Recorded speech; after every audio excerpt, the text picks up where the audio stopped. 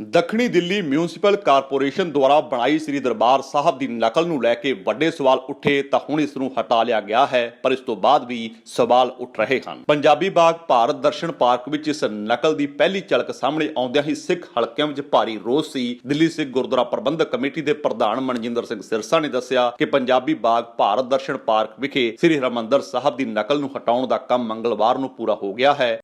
ਆਪ ਜੀ ਦੇ ਆਸ਼ੀਰਵਾਦ ਸਦਕੇ ਸਹਿਯੋਗ ਸਦਕੇ ਹੀ ਇਹ ਬਹੁਤ ਵੱਡੀਆਂ ਜਿੱਤਾਂ ਪ੍ਰਾਪਤ ਹੁੰਦੀਆਂ ਨੇ।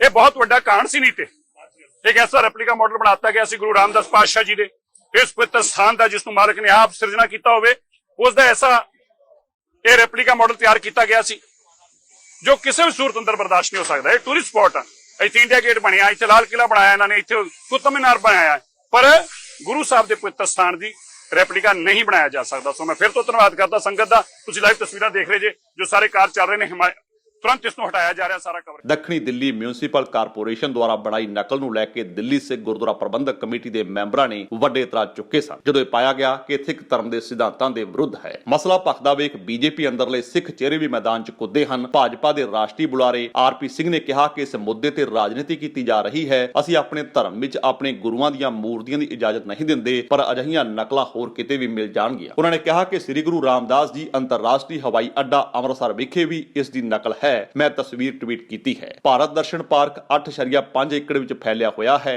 ਅਤੇ ਇੱਥੇ ਸਕ੍ਰੈਪ ਸਮੱਗਰੀ ਤੋਂ ਦੇਸ਼ ਭਰ ਦੇ 17 ਪ੍ਰਸਿੱਧ ਸਮਾਰਕ ਦੀਆਂ ਪ੍ਰਤੀਕ੍ਰਿਤੀਆਂ ਨੂੰ ਸ਼ਾਮਲ ਕੀਤਾ ਗਿਆ ਹੈ, ਜਿਨ੍ਹਾਂ ਵਿੱਚ ਮੈਸੂਰ ਪਲੇਸ, ਚਾਰ ਮੀਨਾਰ ਅਤੇ ਖੁਜਰਾਓ ਮੰਦਿਰ ਸ਼ਾਮਲ ਹਨ। ਮਨਜਿੰਦਰ ਸਿੰਘ ਸਿਰਸਾ ਨੇ ਕਿਹਾ ਕਿ ਕਮੇਟੀ ਦੇ 30 ਤੋਂ ਵੱਧ ਮੈਂਬਰ ਅਤੇ ਵਲੰਟੀਅਰ ਸੋਮਵਾਰ ਨੂੰ ਮੌਕੇ ਤੇ ਪਹੁੰਚੇ ਅਤੇ ਇਸ ਨੂੰ ਹਟਾਉਣ ਦਾ ਕੰਮ ਸ਼ੁਰੂ ਕੀਤਾ। ਇਸ ਵਿੱਚ ਉਹਨਾਂ ਨੂੰ ਨਾਗਰਿਕ ਸੰਸਥਾ ਦਾ ਸਮਰਥਨ ਵੀ ਮਿਲਿਆ। ਸਿਰਸਾ ਨੇ ਕਿਹਾ ਕਿ ਸਿੱਖ ਧਰਮ ਦੇ ਸਿਧਾਂਤ ਕਿਤੇ ਵੀ ਧਾਰਮਿਕ ਪ੍ਰਤੀਕ੍ਰਿਤੀਆਂ ਦੀ ਆਗਿਆ ਨਹੀਂ ਦਿੰਦੇ। ਅਜਿਹੀਆਂ ਥਾਵਾਂ ਤੇ ਜਗ੍ਹਾ ਦੀ ਪਵਿੱਤਰਤਾ ਨਹੀਂ ਬਣਾਈ ਜਾ ਸਕਦੀ ਕਿ ਜੇ ਕੱਲ ਕੋਈ ਇੱਥੇ ਪੂਜਾ ਆਰੰਭ ਕਰਨਾ ਸ਼ੁਰੂ ਕਰ ਸਕਦਾ ਹੈ ਜਾਂ ਜੁੱਤੀਆਂ ਨਾਲ ਜਗ੍ਹਾ ਵਿੱਚ ਦਾਖਲ ਹੁੰਦਾ ਹੈ। ਇਹ ਨਿਰਧਾਰਤ ਸਿਧਾਂਤ ਹਨ ਜਿਨ੍ਹਾਂ ਦੀ ਪਾਲਣਾ ਅਜਿਹੇ ਢਾਂਚਿਆਂ ਦੇ ਅੰਦਰ ਕਰਨੀ ਚਾਹੀਦੀ ਹੈ।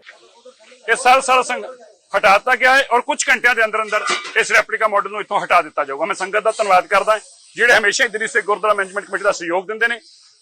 ਆਪ ਜੀ ਦੇ ਆਸ਼ੀਰਵਾਦ ਸਦਕੇ ਸਹਿਯੋਗ ਸਦਕੇ ਹੀ ਇਹ ਬਹੁਤ ਵੱਡੀਆਂ ਜਿੱਤਾਂ ਪ੍ਰਾਪਤ ਹੁੰਦੀਆਂ ਨੇ।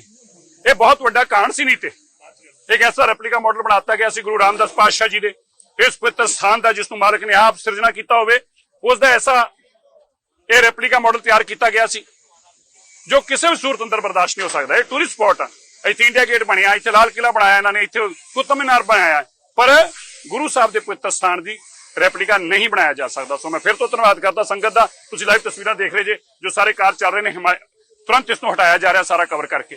ਵਾਹਿਗੁਰੂ ਜੀ ਕਾ ਖਾਲਸਾ, ਵਾਹਿਗੁਰੂ ਜੀ ਕੀ ਫਤਿਹ। ਦੱਖਣੀ ਐਮਸੀਡੀ ਦੇ ਮੇਅਰ ਮੁਕੇਸ਼ ਸੂਰਿਆ ਨੇ ਕਿਹਾ ਕਿ ਢਾਂਚੇ ਨੂੰ ਹੁਣ ਇੱਕ ਪਾਸੇ ਰੱਖਿਆ ਗਿਆ ਹੈ। ਅਸੀਂ ਇਸ ਪ੍ਰੋਜੈਕਟ ਬਾਰੇ ਕੋਈ ਅੰਤਮ ਫੈਸਲਾ ਨਹੀਂ ਲਿਆ ਕਿਉਂਕਿ ਅਸੀਂ ਇਸ ਬਾਰੇ ਸਿੱਖ ਭਾਈਚਾਰੇ ਦੇ ਨਾਮਵਰ ਵਿਦਵਾਨ ਲੋਕਾਂ ਤੋਂ ਵਿਚਾਰ ਵਟਾਂਦਰਾ ਕਰਾਂਗੇ। ਉਹਨਾਂ ਕਿਹਾ ਕਿ ਮੰਦਭਾਗਾ ਹੈ ਕਿ ਸਿਰਸਾ ਸਾਹਿਬ ਆਪਣੀ ਰਾਜਨੀਤੀ ਲਈ ਧਾਰਮਿਕ ਚਿੰਨ੍ਹਾਂ ਦੀ ਵਰਤੋਂ ਕਰ ਰਹੇ ਹਨ। ਉਹਨਾਂ ਦੀ ਦਿੱਲੀ ਵਿੱਚ ਰਾਜਨੀਤੀ ਖਤਮ ਹੋ ਰਹੀ ਹੈ, ਇਸ ਲਈ ਉਹ ਰਾਜਨੀਤਿਕ ਮਾਈਲੇਜ ਲੈਣ ਦੀ ਕੋਸ਼ਿਸ਼ ਕਰ ਰਹੇ ਹਨ। ਉਹਨਾਂ ਕਿਹਾ ਕਿ ਇਸ ਪ੍ਰੋਜੈਕਟ ਬਾਰੇ ਯੋਜਨਾ 2 ਸਾਲ ਪਹਿਲਾਂ ਕੀਤੀ ਗਈ ਸੀ। ਇਹ ਜਨਤਕ ਡੋਮੇਨ ਵਿੱਚ ਸੀ ਕਿ ਬਣਾਇਆ ਜਾ ਰਿਹਾ ਹੈ। ਉਦੋਂ ਕੋਈ ਵਿਰੋਧ ਨਹੀਂ ਹੋਇਆ, ਪਰ ਹੁਣ ਅਜਿਹਾ ਕੀਤਾ ਜਾ ਰਿਹਾ ਹੈ ਤਾਂ ਜੋ ਇਸ ਉੱਤੇ ਰਾਜਨੀਤੀ ਕੀਤੀ ਜਾ ਸਕੇ। ਕੇਂਦਰੀ ਮੰਤਰੀ ਹਰਦੀਪ ਸਿੰਘ ਪੁਰੀ ਨੇ ਪਿਛਲੇ ਸਾਲ ਜਨਵਰੀ ਵਿੱਚ ਪਾਰਕ ਦਾ ਨੀਂਹ ਪੱਥਰ ਰੱਖਿਆ ਸੀ। ਇਸ ਦਾ ਵਿਸ਼ਾ ਵੀ ਵਨ ਸੁਵੰਨਤਾ ਵਿੱਚ ਏਕਤਾ ਹੈ ਤਾਂ ਕਿ DSGMC ਅਹੁਦੇਦਾਰਾਂ ਨੂੰ ਪਹਿਲਾਂ ਇਸ ਦੀ ਭਿਣਕ ਸੀ ਕਿ ਇਹ ਕੁਝ ਬਣ ਰਿਹਾ ਹੈ ਜਾਂ ਸਿਆਸਤ ਕਰਨ ਲਈ ਪਹਿਲਾਂ ਇਸ ਦੇ ਪੂਰੀ ਤਰ੍ਹਾਂ ਤਿਆਰ ਹੋਣ ਦਾ ਇੰਤਜ਼ਾਰ ਕੀਤਾ ਗਿਆ ਤਾਂ ਜੋ ਚੰਗੀ ਤਰ੍ਹਾਂ ਇਹ ਮੁੱਦਾ ਭੁਣਾਇਆ ਜਾ ਸਕੇ।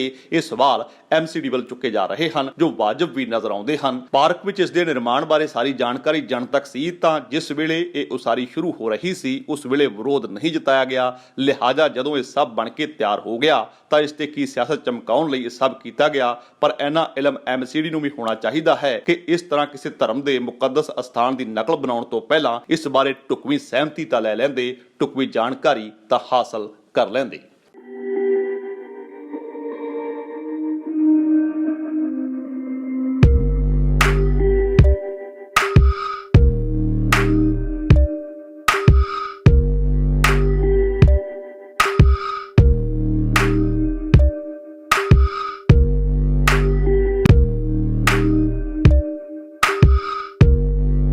ਸਾਡੇ YouTube ਚੈਨਲ ਨੂੰ ਸਬਸਕ੍ਰਾਈਬ ਕਰੋ।